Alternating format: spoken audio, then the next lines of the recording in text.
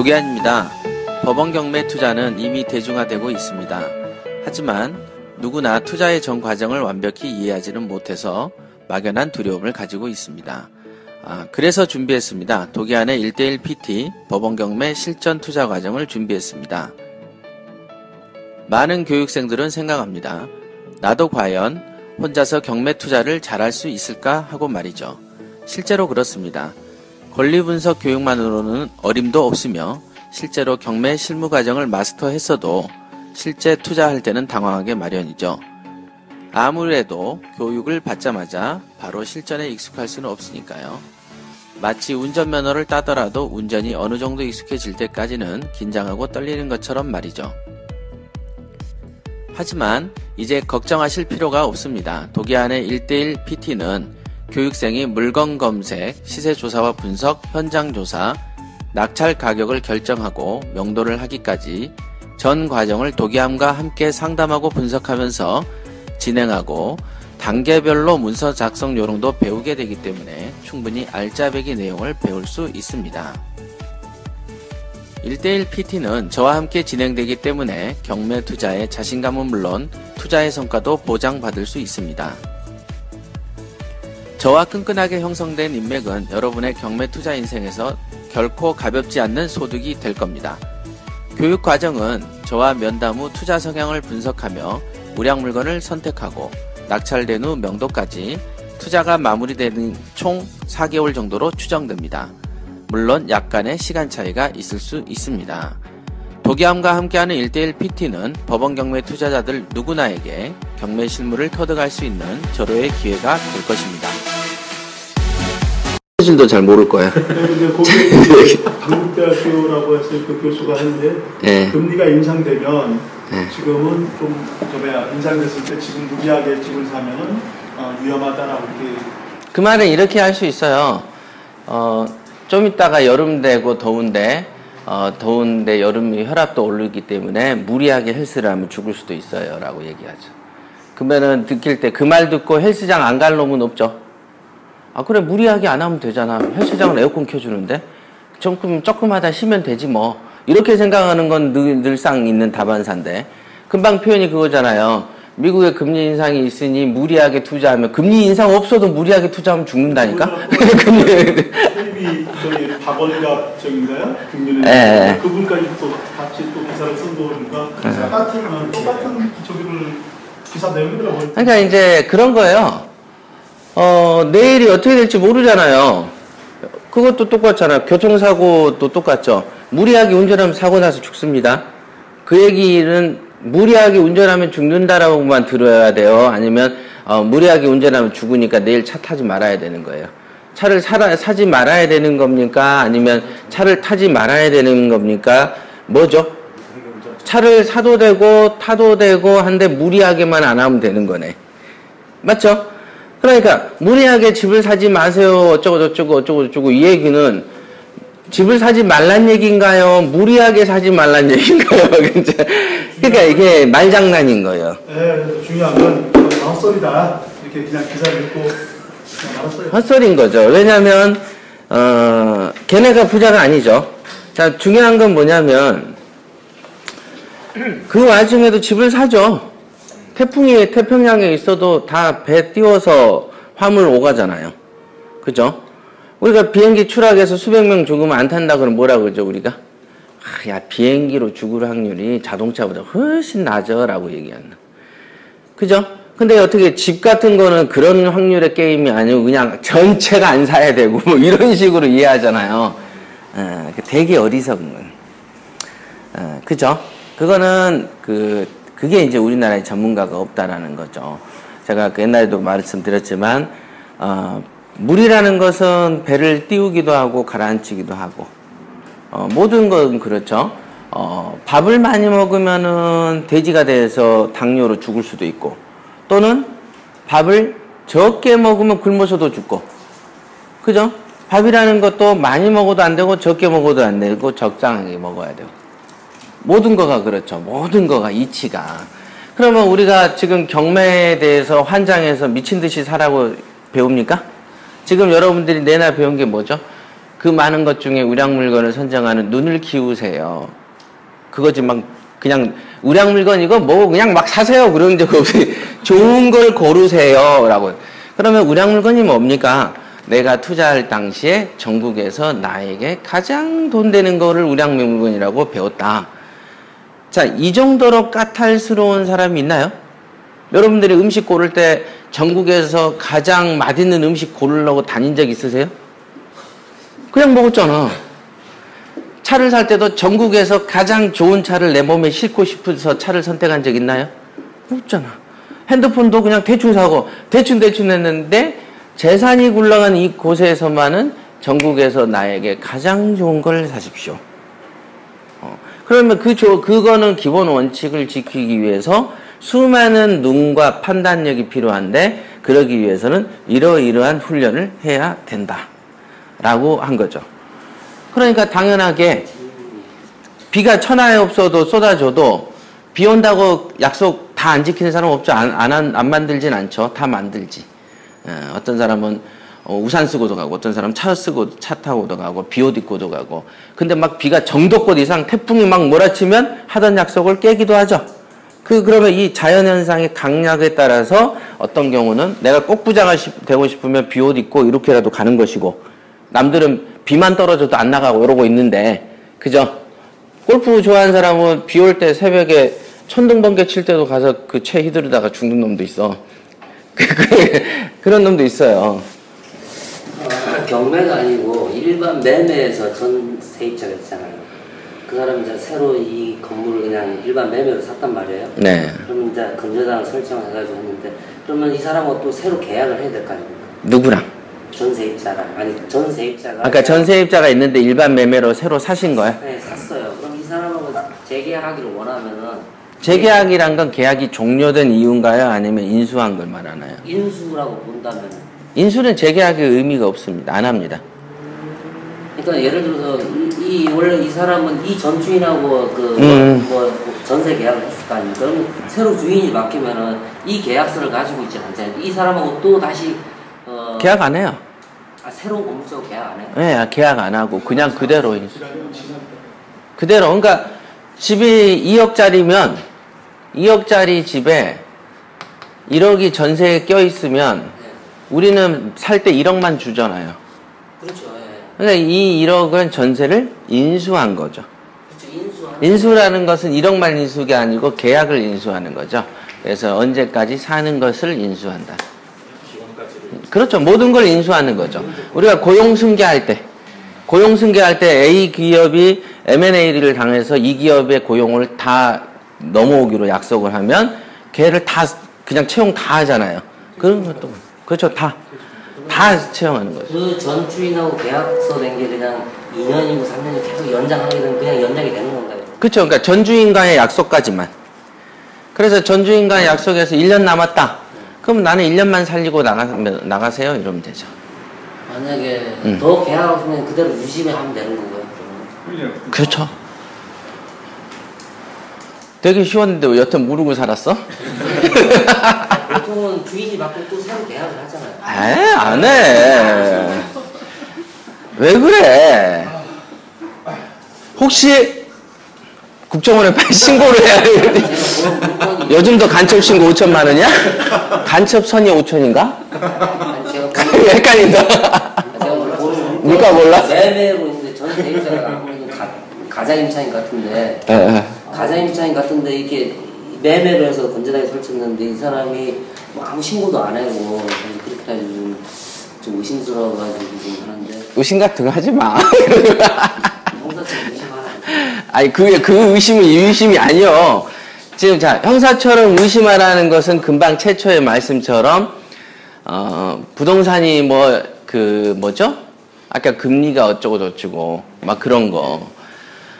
그거를 아마 금년 1월인가 제가 아마 그걸로 1시간 이상 특강을 한 적이 있어요. 그거 제가 녹음 올렸나요? 하여튼 그거에 대해서 금리가 오른다고 해서 네. 그 얘기는 들었어요. 그거를 진짜 제대로 말을 한번 했어.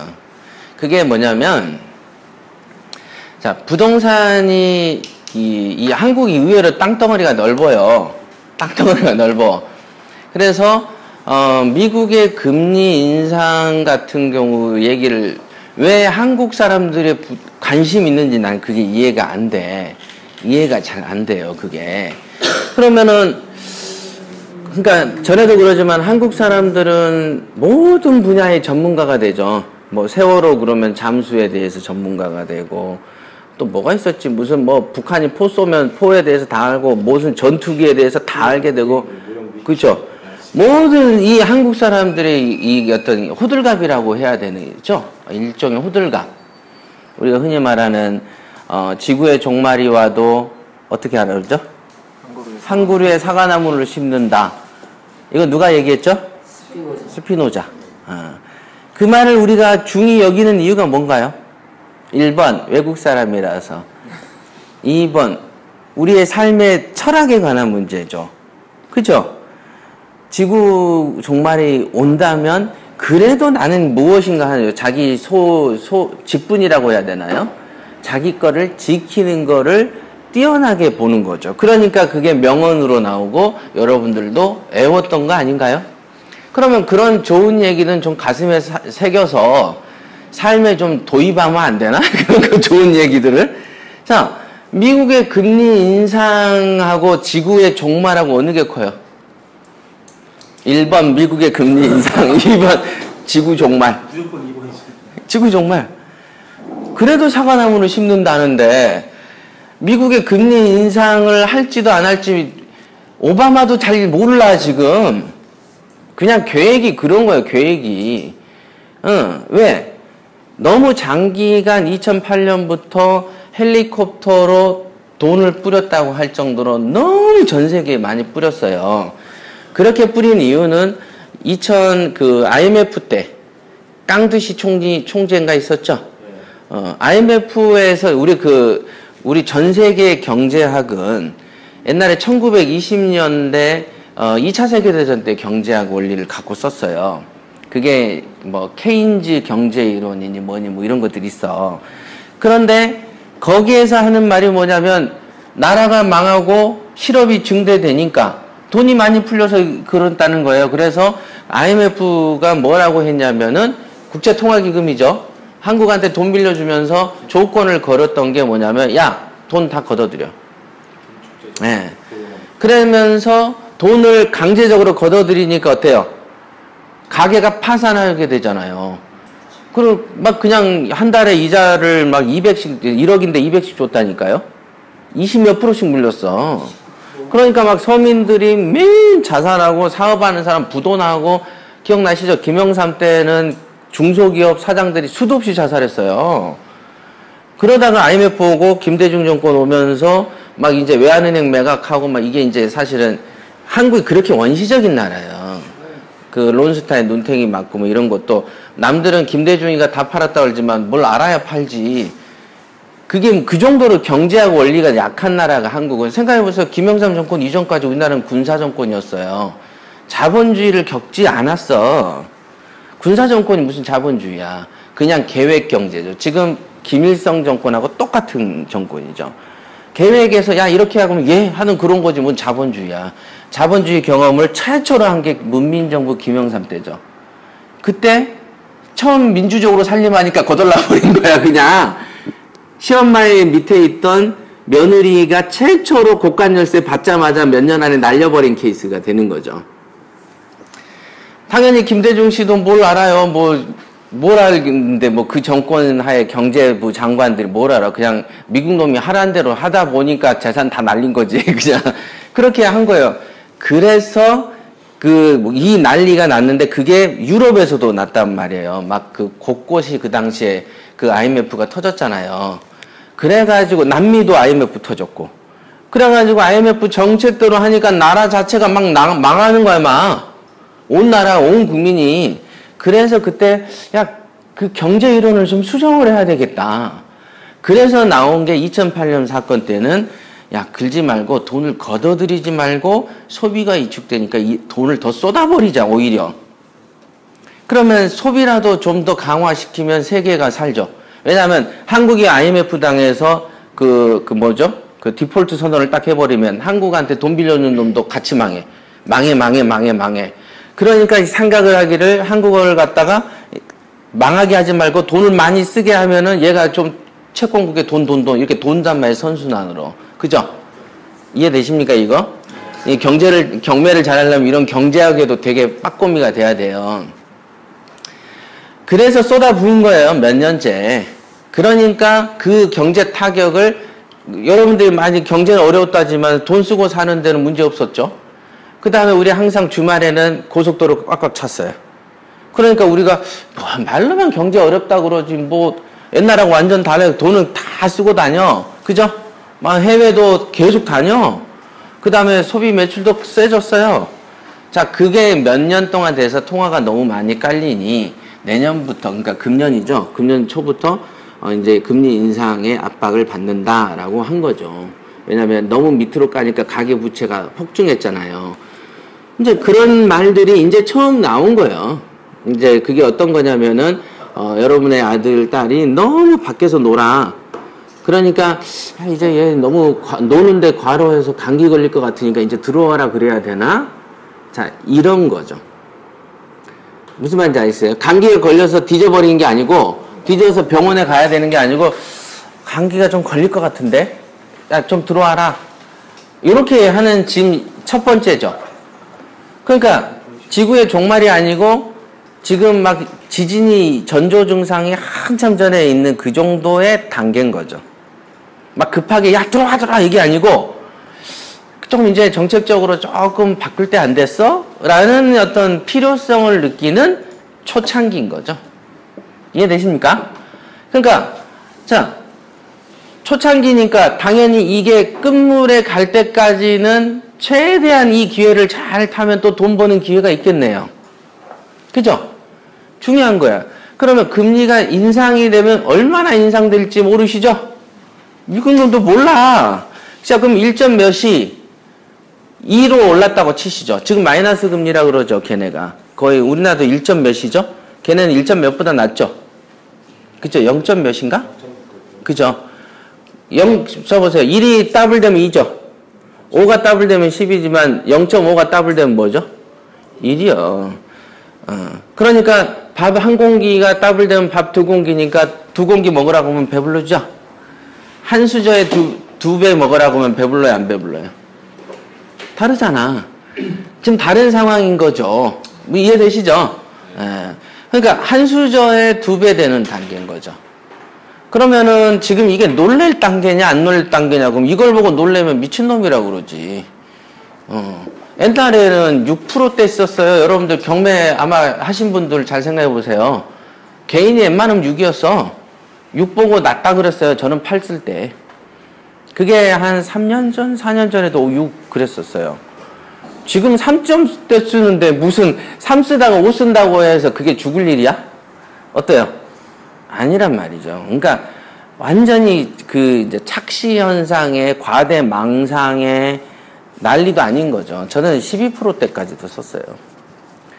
그러니까 이제 그 단계까지 안 놀아보니까 그냥 간이 작아진 거죠. 이제 만큼씩 작아진 거죠. 그러니까 그 난리를 치는 호들갑이라고 표현하는 거죠. 정작 미국 놈들은 가만히 있는데 그 정도로 오르면 기업은 다 망해버리겠네. 삼성이니 LG니를 떠나서 작은 중소기업들 어떻게 되죠 그러면? 완전히 작살나겠네. 부동산 투자도 금지할 정도인데. 세상에 모든 대출 중에 가장 싼 게 담보대출인 거 아시죠? 담보대출은 신용대출보다 싸요. 왜? 담보가 있으니까. 그럼 그 담보대출도 안 하는데 무슨 신용까지 무슨 사업은 뭐하러 해. 그렇게까지 번지는 거였죠. 금리 인상되는데 여러분들이 대부분 피자가 날 때 대출 받아서 해요. 누가 생돈 가지고 해요? 그거가 부동산 담보대출 금리보다 세요. 근데 그런 거는 하지 말라는 소리 안 하잖아.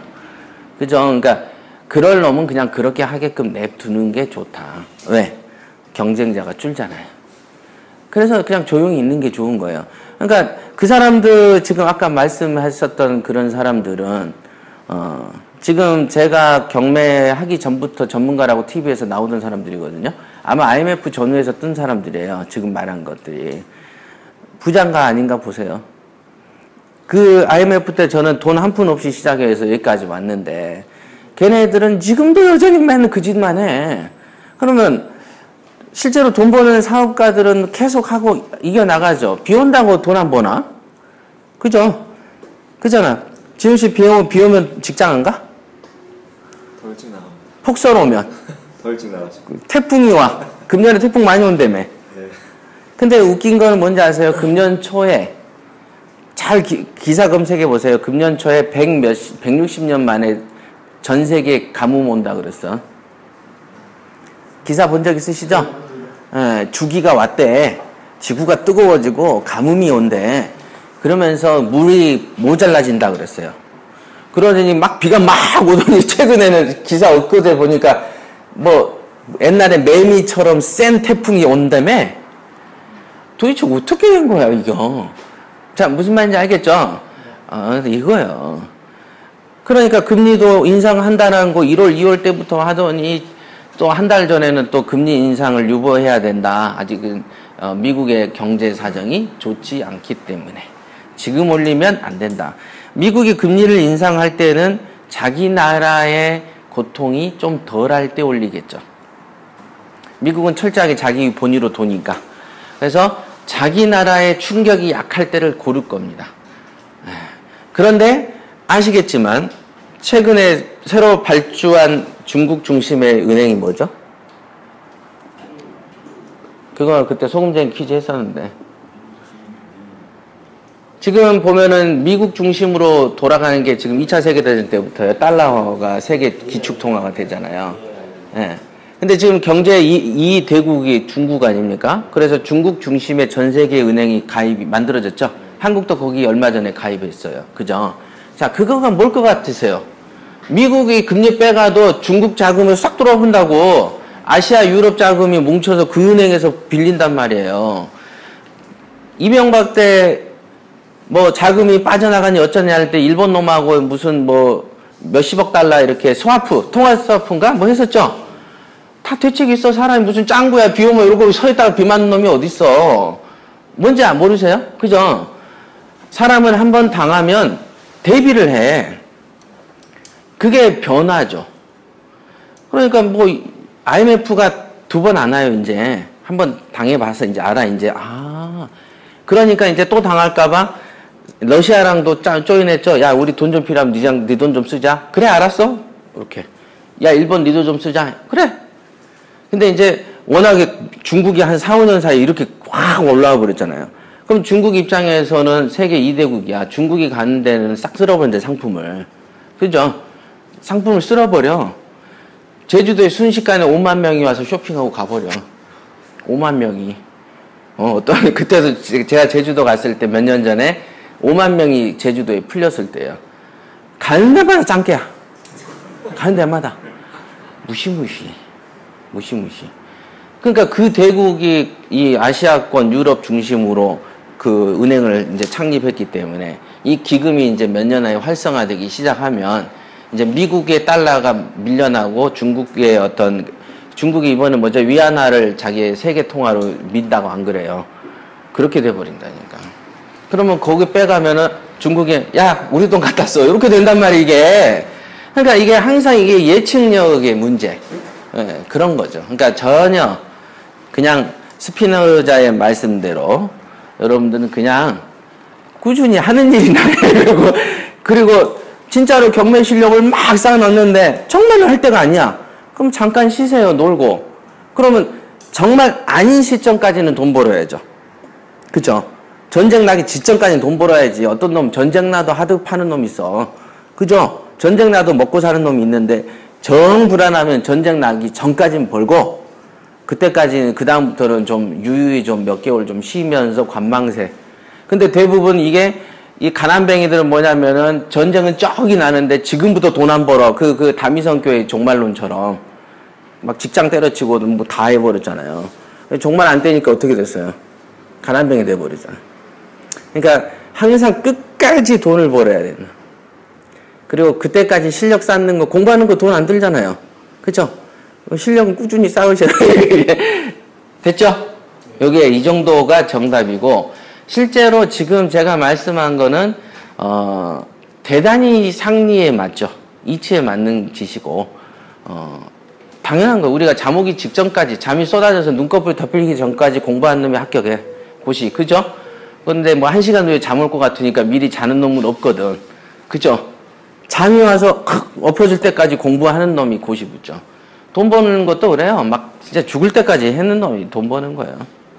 그러니까 뭐 나약한 소리 이렇게 들으면 안 돼요. 그거는 무지해서 그렇다.